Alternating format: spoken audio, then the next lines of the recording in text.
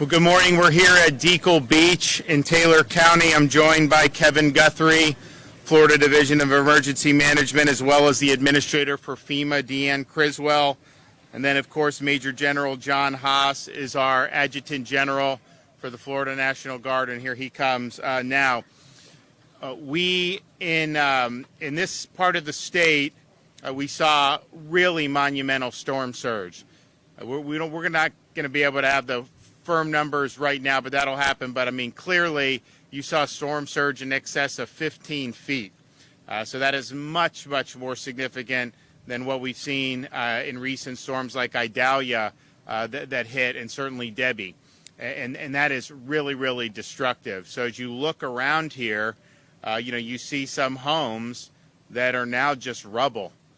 This stuff's coming in, it's fierce, and it just is unstoppable. So there's a lot of damage that we're seeing here, and I was able to, with Kevin, we were in Perry yesterday meeting with some of the local officials, and then we flew to Cedar Key, but on the way to Cedar Key, we flew over the entire coast.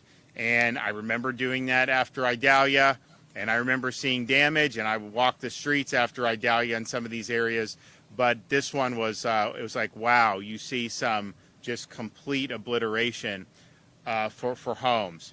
So this is something we now have overall in the state.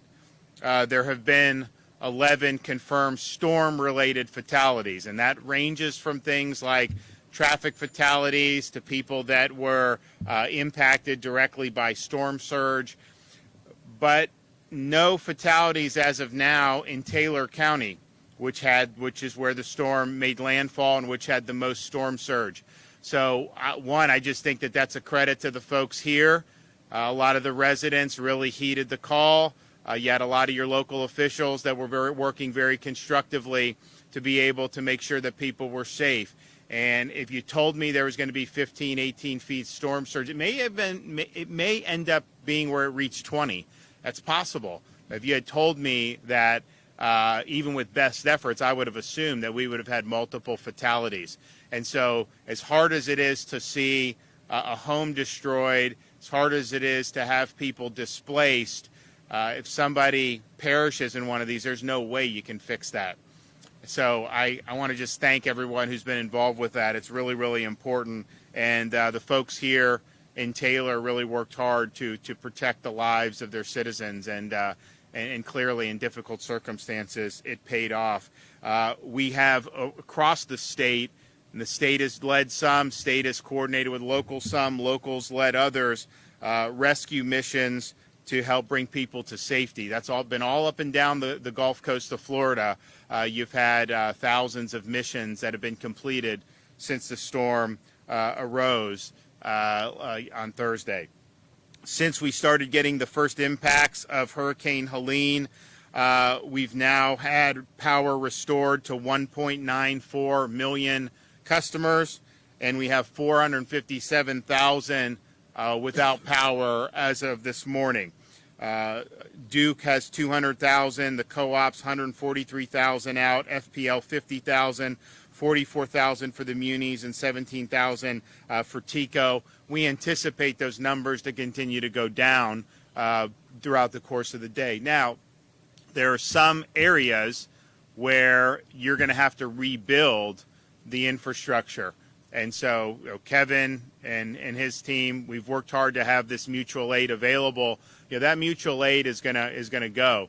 People say, oh, it's going to take, X number. Well, maybe it would under normal circumstances, but if you surge additional resources, you could get this stuff rebuilt quicker. And so we're committed to doing that. I think it's a good use of resources. And so there are some pockets, particularly that were in the direct path of the storm, that may need to have a rebuild. But as of 9 a.m. this morning, almost 2 million have been restored, and about 457,000 are currently without. And, we're here a little bit more than 24 hours, 36 hours after the storm. And, of course, as you'd imagine, the counties that are most significantly impacted in terms of the percentage that are out are the counties that were in the direct path of the storm. Taylor, Suwannee, Madison, Lafayette, Jefferson, Gilchrist, Hamilton, Dixie, Columbia County.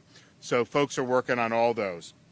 We've now cleared over 12,000 miles of roadway that had debris from the storm, and we've cleared I-10. That was cleared in about 6 hours after the storm. Bridges, over 1,400 bridges have inspections, and so those have been reopened accordingly. Tampa, all the major bridges are reopened, all the airports are reopened. We have folks that are still responding as need be with Florida Highway Patrol. Of course, we have Florida National Guard, our state guard, that are there doing whatever needs to be done to help folks out. Post-storm, yes, we've got a lot of people who have had power restored, but there's still a lot of people without. When you're using generators, make sure you're using those generators properly. Do not run your generator inside your home. It's got to be outside the home. Please keep it a safe distance away from any doors or windows. The carbon monoxide could kill you. Housing. Obviously, you look here, people are going to be, if this is your primary residence, you're going to be displaced, because even some of the homes, you look up, some are totally destroyed. You look up some that are really built high on the steel beam, or on the concrete beams. They look fine from the street, right? And maybe they are, but you don't know if there's been some swaying. You don't know if any of those are even inhabitable. So people are going to be doing that. So there's going to be a need for housing mission. Overall in the state, there's obviously options that people can do. Visit Florida, our emergency accommodation modules for Expedia and Priceline. They are still open and available for people that had to evacuate, can't get back to their home, or have their homes that are uninhabitable, and they're going to continue to provide that for the users. Now, places like here, we're in Taylor County, this is not like the Pinellas County beaches where you have hotels everywhere. There's not going to be hotel rooms that are going to be able to accommodate the people that have been displaced. So Kevin Guthrie, he'll talk about it in a minute, but we spearheaded our own temporary housing program a couple years ago. We have things like travel trailers that are available. Now, sometimes people have that on their property and they rehab a home. Some of these homes, obviously, I think you're going to have to start from scratch. But nevertheless, Kevin is focusing here on these communities that were the most severely impacted for those temporary options, and we want to make sure that we're utilizing that program that we developed a couple years ago. Please listen to your local officials. I think that here in Deacle Beach, the residents are allowed to come back. I think in some parts of the state, maybe the local officials have made the decision not. Look, that's their call. I mean, clearly, we want people to be able to get back to their homes as soon as possible. It's really important that they can take stock of whatever damage, get back in if they're still in decent shape. And here's a little bit more difficult, but there's other places where there may have been some more modest damage where people can deal with that immediately. So hopefully that'll happen. Now, in the meantime, if you're in the need for non-emergency information, we have a state assistance information line, 1-800-342-3557, 1-800-342-3557. That is non-emergency information that you may need. If you need assistance, non-emergency assistance through some of the resources that we either provide at the state level or with these private sector partners, you can call the Hope Florida line. Hope Florida has had this. This is something that is part, not even necessarily storm related. We're now doing the Activate Hope buses, so you're going to see that Activate Hope bus. I think in Taylor today is that there's going to be one in Perry. Activate Hope will be there. I think it's also going to be in either Madison or Hamilton counties. I think Madison. And what Activate Hope is doing is, if you go there, they can point out all the different resources in particularly the private sector that are available. For example, we've got groups that come in and provide hot meals. We've got groups that come in and help to fix homes. If you have a roof problem or you need a muck and gut, all that. So Activate Hope will be a node for that. And so if you want to call, and this had been like a 9 to 5 thing, and they came to me and said, give out this number. And a couple days ago, I said, okay, well, what are the hours on this? Well, 9 to 5. I'm not giving out a number 9 to 5. I was like, when you have a hurricane bearing down, we got to expand it to 24 hours for at least a limited time. So for 2 weeks, it's going to be 24/7 for the Hope Florida line, and that is 1-833 get Hope, 1-833 get Hope. So it's going to be Taylor County High School today, Bridge Church in Madison County today, and will likely be in other parts of the state as we go on. So we are mindful, before I turn it over to Kevin, mindful of the fact that, these storms clearly are difficult, and it doesn't matter which storm. You could go back all the storms we've had in the last 30, 40 years. They all present a challenge. They all cause damage in different ways. But certainly being here in this community, it is unique to have had a storm 13, 14 months ago that was a major hurricane. Seems like it was, not as big of a deal compared to what we just went, but it was a big deal. It was a big storm, Idalia. Then you've had economic dislocations with things like mill closures, and then you had Debbie, which was not a major hurricane, but still coming on almost the exact same path.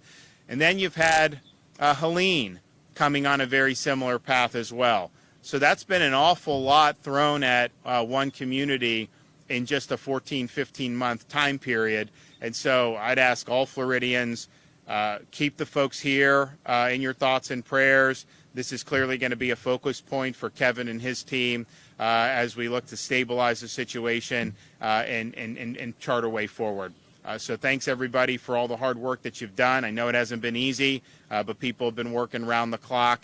And the fact that we're here in Taylor County looking at all this monumental damage, and yet you didn't have a fatality here in the county, that's a testament to, I think, the folks here and the people that were working really hard to keep everyone safe. Okay, I'm going to now bring up Kevin Guthrie. Thank you, Governor. Appreciate your support and leadership. The State Emergency Response Team continues to work on search and rescue operations.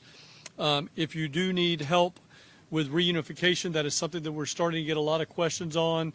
If you need help with reunification, Red Cross helps us in that area, and they have the reunification assistance line. So that number is 1-800-RED-CROSS. That's 1-800-733-2767. Again, 1-800-RED-CROSS. Crews are working around the clock to clear the roadways, repair critical infrastructure. We are working on getting our points of distribution open, and I think today, John, you have 31 open throughout the state. The Florida National Guard, Florida State Guard help us with that, including some right here in Taylor County. Right about now is when bad people start to prey on good people. So start looking out for scammers. Start looking out for people that are not licensed contractors. If it sounds too good to be true, it is. If somebody wants all of their money in cash up front, tell them, see the door, come back, go back on the road you came in on. Please make sure you're doing those things.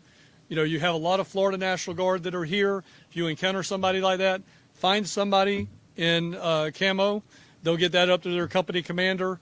They will make sure that we start investigating that, looking at that, and getting the right necessary resources from either the Department of Business and Professional Regulation and or the the Florida Attorney General's office to come out here and start looking see what's going on. You can always verify a contractor by going to the Department of Business and Professional Regulations website at myfloridalicense.com. myfloridalicense.com. and check anybody's license. Of course, if you cannot find one of our soldiers or airmen or any local law enforcement, state law enforcement here, you can always call us and report that at 1-866-532-1440. That number again is 1-866-532-1440. If you receive damage to your home, please take pictures before you start any cleanup. Make sure you get pictures of high water marks. Take those high water marks both on the inside and outside of your home. Again, as the governor said, there may be down power lines in your area. Please stay away from them. Wear the appropriate safety gear during cleanup and not and do not handle hazardous debris. What do we really mean by hazardous debris? Every now and then people have common household chemicals that are in their homes, bleach, ammonia, things like that. Be very careful handling those items. Sometimes, in my house, they're all in the same bucket. All right. If that ends up mixing together, some of that is off gases, really, really bad things that could be fatal to you. So please make sure you're not handling those household hazardous chemicals. Make sure you call somebody to come in and look at that and get that handled for you. Practice heat safety as well as you begin your cleanup efforts. Most of us, when we woke up this morning, there was a nice cool breeze in the air, but that's going to be very, very quickly replaced by the hot and humid temperatures of Florida. So please make sure you're watching out for heat stress.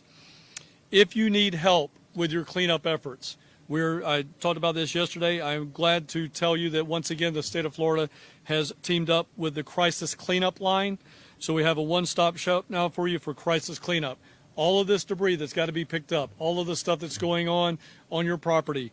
1-844-965-1386. Again, 844-965-1386. We're glad to partner with Crisis Cleanup and get that type of stuff done. So they will work on getting a nonprofit teamed up with you to come and help clean up your property.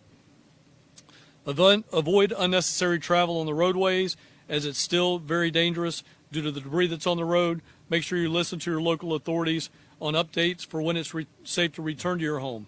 As the governor has already mentioned, you can call for information only. They are not a response organization, but for information only, our state assistance information line, again, 800-342-3557, and we can accommodate English, Spanish, and Haitian Creole on that line. The governor wanted me to talk specifically about housing, so I'm going to do that now. On the housing front, we have about 3 options that are in the hopper. So we'll start from the lowest and work up to the most significant. The first one is the state of Florida brought for the first time ever a state home repair program.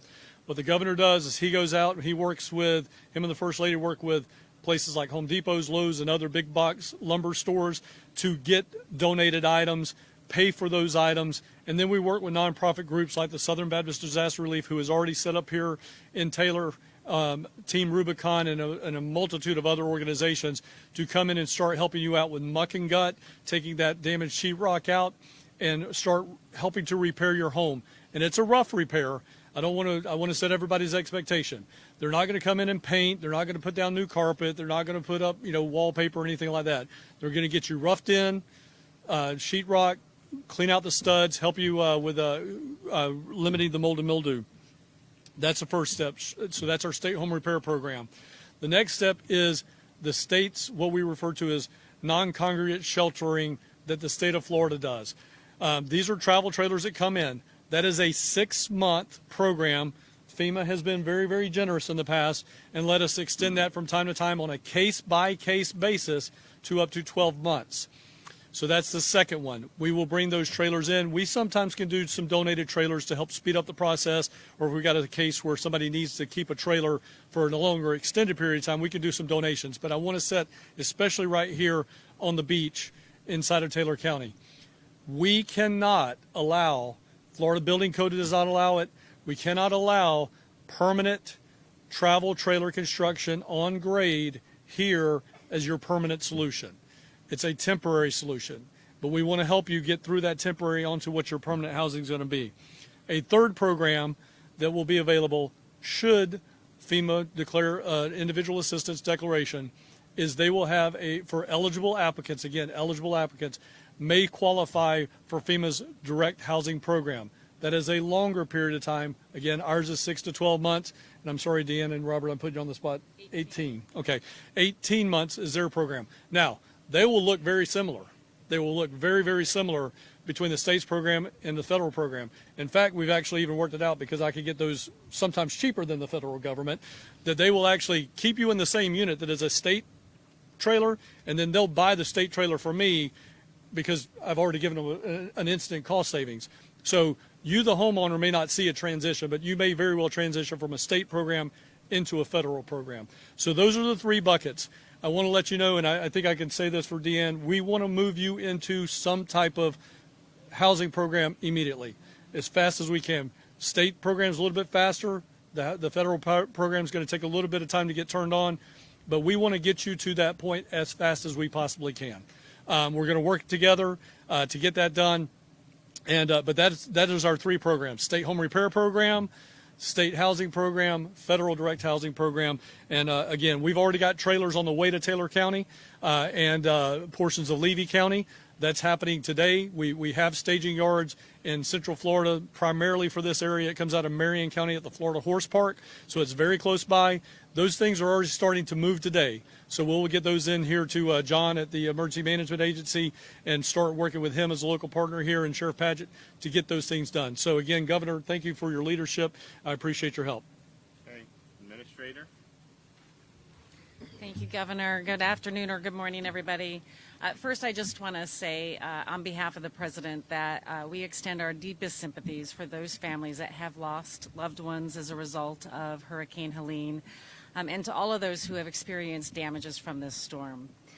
We were able to move resources in here beginning on Monday of this week to support the state's response as needed. Things like our search and rescue teams, the Army Corps of Engineers, hospital assessment teams, and working with Director Guthrie, helping to augment the response across all of the different localities that were impacted by this. As we now move into the assessment phase, I'm grateful to be able to join the Governor today to get a firsthand look at what some of these impacts are, hear some stories about what your challenges, what your concerns are as we go forward, and to help facilitate the gathering of data so when the Governor submits his request for a major disaster declaration that we'll be able to move that through the steps very quickly. If and when the individual assistance declaration is awarded, I just want to let everybody know that we have a new program with displacement assistance, and I know many people have been displaced, and so if you have experienced any costs as a result of being displaced from your home, really gather those receipts, document the costs that you're incurring. Those now, many of those costs will be eligible under some of the changes that we made to our program earlier this year. As we continue through this process, as you heard from Director Guthrie, we'll continue to work side by side with his team to make sure that the federal resources that we can bring in will complement and augment the state resources and the state actions that are happening, and that we work with everybody through their own recovery process. We know that recovery is very complicated, but when we all come together, we can certainly make that a little bit easier. And we know that everybody has a very specific and unique situation. And so we want to ensure that our processes don't have this one-size-fits-all approach and that we work with you with your specific needs. And I understand that many people have been impacted now by multiple storms over the last 13 plus months, and we know what a hardship that can be. And so I've directed my team to make sure that we are trying to reduce as much of that burden, especially for those that have experienced multiple impacts from multiple storms, and make this as easy as possible to keep your recovery going. With that, I'll turn it back to you, Governor. Thank you. So Kevin and his team, that housing mission is already happening. And normally, I mean, that would be something that would be weeks, if not months, after a storm. So I appreciate them working very hard on that. We understand that this, especially in areas where there aren't as many temporary solutions available, period, you got to step up. And so they're doing that. So we're going to go from here. We are going to tour some other parts of the area. We're then going to fly down to Manatee County, and we're going to look at some of those areas on the coast. You know, you get hit with it here, you see the damage. That's it's something that I think people understand. A major hurricane. Other parts of the state, it didn't come within 100 miles of them, and yet, you know, you had really significant impacts. And so there are impacts down there. So we're going to go take a look at that as well. But this is just the beginning. There's going to be a lot of work that needs to be done. We understand that. We do have the Hope Bus in Taylor today. In Perry, you're going to have the pods and all that stuff is going very, very quickly. So I appreciate the general for helping to facilitate that. So the waters, I know we've got meals ready to eat. I know we have the things that need to be put on target. So that will happen. Okay. Any questions? Governor, This being your third tour now here in Taylor County in the last year or so, what's going through your mind when you see all these houses here behind you that are just destroyed now after being hit so many times already? Well, I think it's the fact you get multiple storms, which is very, very difficult. And I mean, we got a massive state, right? And to have this one part get 3 storms, and then to have some of the economic dislocations that we've seen, I mean, it was a really, really difficult experience when they closed the plant right on the heels of Idalia, right in the same time period. So there's been a lot that I think the community's had to go through. It's not easy. It's very difficult. I mean, losing a home is huge. Losing an economic engine is huge. All these things, having to just deal with the storms. I mean, even if you don't lose your home, just going through them. It's a lot of anxiety. There's a lot of things that happen. So it's been a difficult stretch. There's no question about it. But I also think that the folks here are very gritty and very resilient. It's not going to be easy. It's going to take some time to kind of get back to where everyone wants to be. But that will happen. It will happen. I can't tell you when exactly, but I'm confident that it will happen. It's just too nice of an area. Folks here are too hard working for that not to happen. And with this being the third storm that hit this county, some people are saying this is evidence that this is a climate crisis here. This area hasn't been hit for years before. What's your response to that?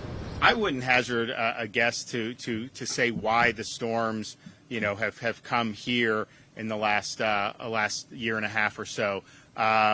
We have had times in recent history in Florida where we had no storms. 2006 to 2016, we didn't have any until Hermine hit. So these things are. So I don't know the answer. I don't think it's fair that you have one area that is gotten hit multiple times, and in ways these storms. You can have a certain strength of storm. Michael was a Category 5, devastating. It did not produce storm surge like this that we saw here. Some of the other ones that we've had, have done a lot of damage. Did not produce the type of storm surge that you've seen here. Why did that happen? Why here and not some other? I mean, you go a little further west from here, and right off the eye even, the surge was not even close to what it was here. It's kind of that nasty side of the storm just got absolutely walloped. So no one asked to be put in this situation. I don't have the explanation as to why we would have storms that would track into this particular part of Florida over a year and a half period. But what I do know is there's work to do, and so we're going to get back about the business of doing it. Flood control devices that you've been expanding to the power systems, maybe around residential areas that might be in the direct path of a storm like this? So we'll talk a little bit more about kind of how this was used here. It was, for example, used in downtown Live Oak because they have flooding. Like literally, you look at Debbie, they had another, I think it was called Debbie many decades, same exact result. And so they're like, okay, what can we do? So Kevin and his team worked with them, and they set up. I think it worked. Yes, sir. Yeah, so it worked, right? Now, I'm not going to sit here and tell you that putting flood protection devices is going to withstand 15 to 20 feet of storm surge, because it won't. But I think what those devices did is when you do have surge, when you have flooding, the water goes up a foot or two, you have those. It can be effective. Tampa General Hospital, they have flood protection around. We didn't do that. They did that themselves, but it's a similar thing. That's a low-lying area. You had 6 feet of storm surge, and they were fine with it. So yes, it's something that we're going to look at doing, finding areas that are in flood-prone parts of the state, that if you do have a storm coming, either provide or offer these flood protection devices, and perhaps even get creative about how we can generate some funding for that, because I think the reality is, if you went and you picked out like a bunch of homes that are insured by Citizens and you did this in certain areas, the claims would go down because the homes would be protected. Not gonna be able to withstand this here. But as you go further inland, particularly as you look on the coast that didn't get a direct hit and yet still saw water rising, that's a big deal, and it makes a difference. If you can block a couple feet of the water from going in someone's home, well, then they can go on about their business. You get a foot or two of water in someone's home, then you need a major muck and gut right there. And we saw that in St. Pete Beach. We saw in St. Pete Beach, I think there's other parts of the Pinellas beaches that were even more for surge. But, we saw the water lines. So if you didn't know there was a storm and you just looked at some of the houses without a water line, you couldn't necessarily see outward damage, but the water line is up 2-3 feet, almost to the doorknob on some of the homes. Well, that is going to require a lot of work. So I think there may be a role in residential areas where you'd be able to provide protection. But I'm also not going to sit here and say that if you have storm surge of this magnitude in a coastal community, to have somebody that's right on the water, that probably is going to be enough. Mother Nature on this stuff, it's just incredible how powerful it was. So we're going to take stock of how that worked this time, and then we will work next time on some measures that will go, and we'll focus it on residential areas where people may have more limited means, not necessarily the high-end stuff where people could probably afford this on their own, but more of the blue-collar in places that are vulnerable. Okay, we're going to go on a tour. We're going to look at some more of the damage here in Taylor County, and then we're all going to go down to the Tampa Bay area and Manatee County and survey the damage there. Thanks. I'll say one thing, then I'll get out of the way. Okay. Oh. Okay, thank you. I want to thank everybody for being here. Thank the governor for coming down. Every time we've had a catastrophe, he puts boots on the ground. He helps us. We have other sheriff's office here. This is to protect you and your family and you and your property against looters and people that come try to take advantage of you. I got some passes up at EOC. Drop by and get one of these here, strap it on your windshield. You can go and come. But we're going to keep these people out that's trying to take advantage of you. Again, thank you. Thank you for evacuating. I don't know how many lives were saved by that, but we hadn't found one person yet. So thank you, thank you, thank you. Good job. Congressman, I'll throw in one more shameless plug.